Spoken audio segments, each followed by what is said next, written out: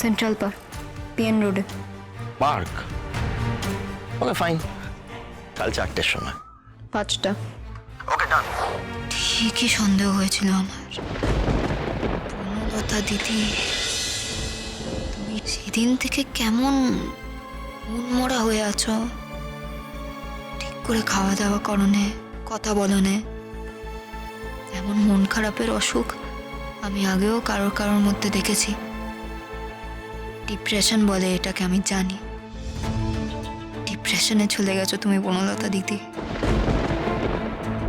আসলে তুমি তো সবটা বুঝতে পারছো যে তুমি ধরা পড়ে গেছো, আর আমাকে ফাঁসিয়ে দিয়ে আবার তোমার অপরাধ বোধ হচ্ছে। আমি জানি তুমি সকলের সামনে কখনো সত্যিটা স্বীকার করতে পারবে না, ওই অপমান তুমি সহ্য করতে পারবে না। কিন্তু তাই বলে তোমাকে আমি এই ঘুমের ওষুধ খেয়ে নিজের জীবনটা শেষ করতে দেব না। যাকে এখানে দাঁড়িয়ে এত কিছু ভাবার সময় নেই, আমার কাজ হয়ে গেছে। এখন কারোর চোখে পড়ার আগে আমাকে পালাতে হবে নিচে।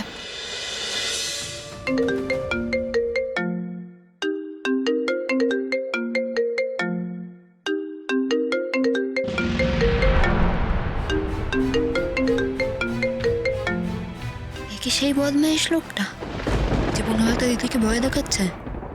ও আবার কেন ফোন করছে? কি চায় ও? এই লোকটা সকলের সব অশান্তির মূলে। একে যদি শাস্তি দিতে পারতুম না, একে যদি একবার ধরিয়ে দিতে পারতুম, তবে সব ঠিক হয়ে যেত আবার।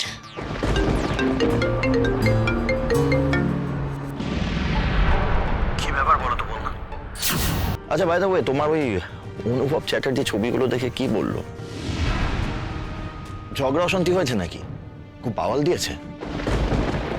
অবশ্য তুমি যা চালু পুড়িয়া বরকে নিশ্চয়ই সামলে নিয়েছো। আমার কথা ভালো করে শোনো বন্যা, খেলাটা কিন্তু এখনো শেষ হয়নি। আপাতত ছবিগুলো শুধু তোমার হাজবেন্ডকেই পাঠিয়েছি, আর আই এম শিওর তোমার শ্বশুর বাড়ির লোকজন এখনো ছবিগুলো দেখেনি। তুমি এবার কি চাও বলো তো? আমি কি তাদের কাছে ছবিগুলো পাঠাই?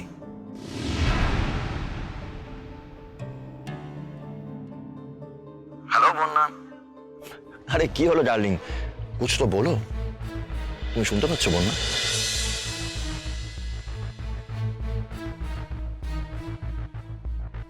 শুনছি।